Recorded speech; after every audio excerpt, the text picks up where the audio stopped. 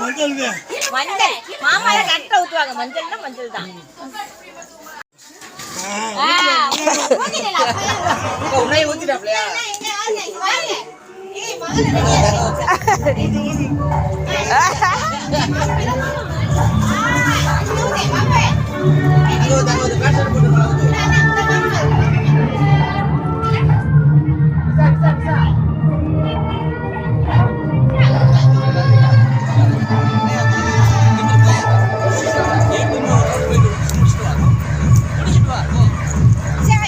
விஷயம் வாங்கிக்க விஷயம்